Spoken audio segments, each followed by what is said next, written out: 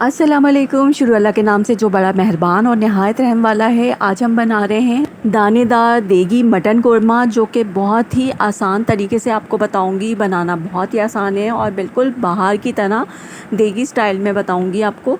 तो वीडियो को एंड तक देखना है। वीडियो अच्छी लगती है तो लाइक शेयर और चैनल को सब्सक्राइब किए बगैर मत जाइएगा। दानेदार मटन कोरमा बनाने के लिए मैंने यहाँ पर लिया है आधा किलो हड्डी वाला मटन का गोश्त, और इसके बाद मैंने एक पतीली में डाला है आधा कप ऑयल। 2 प्याज को मैंने कटिंग करके रख लिया था, गोश्त को धोकर रख लिया था। तो अब हम इसमें डालेंगे 2 अदद प्याज और इसे हम लाइट ब्राउन करेंगे।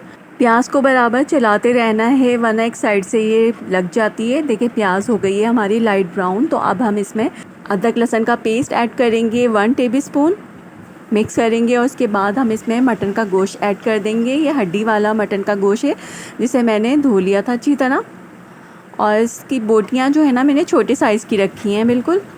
तो इस तरह बहुत जल्दी गोश्त गल जाएगा। इसके बाद मैंने 4 इसमें छोटी इलायची और 1 टेबलस्पून ज़ीरा ऐड कर दिया है। उसके बाद मैंने इसमें 4 टेबलस्पून के करीब कोरमा मसाला ऐड कर दिया है। ये शान का कोरमा मसाला है, आप किसी भी ब्रांड का ले सकते हैं। मिक्स करेंगे।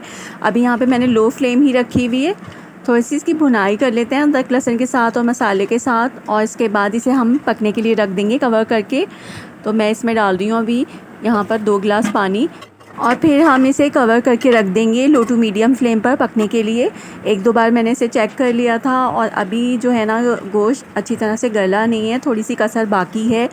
तो फिर अब हम इस पॉइंट पर इसमें डाल देंगे दही। तो यहाँ मैंने लिया है 1 पाव दही, वो इसमें ऐड कर देंगे और हम इसे दोबारा से कवर करके रख देंगे लो टू मीडियम फ्लेम पर पकने के लिए। तकरीबन 10 मिनट के बाद मैंने इसे चेक कर लिया था और देखें बहुत अच्छी सी भुनाई भी हो गई है और गोश्त भी अच्छी तरह से गल गया था। अब इस कोरमे को दानेदार बनाने के लिए हम यहाँ पर 2 टेबलस्पून पिसा हुआ नारियल ऐड करेंगे।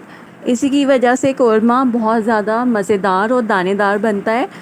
और देग में जब कोरमा बनाया जाता है ना तो उसे दानेदार बनाने के लिए यही डाला जाता है। और देखिए मैंने इसकी और थोड़ी सी भुनाई कर ली और गोश्त भी हमारा बहुत अच्छी तरह से गल गया है, भुनाई हो गई है। देखें गोश्त मैं आपको दिखा देती हूँ कितना अच्छी तरह से गल चुका है।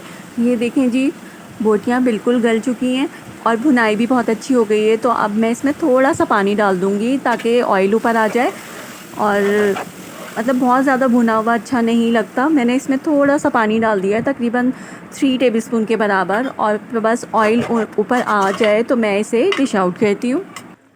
तो जी ज़बरदस्त सा हमारा दानेदार मटन कोरमा तैयार है देगी स्टाइल में, और मैं इसे डिश आउट कर रही हूँ और बहुत मज़ीद खुशबू आ रही है। तो और मैंने यहाँ पर अदरक काट के रख ली थी बारीक बारीक, तो वो हम इसमें ऊपर से डाल देंगे। तो कैसी लगी आपको ये मटन कोरमे की आसान सी रेसिपी, कमेंट बॉक्स में ज़रूर बताइएगा। और रेसिपी अच्छी लगी हो तो लाइक ज़रूर कीजिएगा, और चैनल पे न्यू हैं तो सब्सक्राइब करके जाइएगा। Thank you so much my all subscribers, my all viewers. इसी तरह की आसान सी रेसिपीज़ देखने के लिए मेरे चैनल फूड एंड ब्लॉग को ज़रूर सब्सक्राइब कीजिएगा। आपसे हम्बल रिक्वेस्ट है।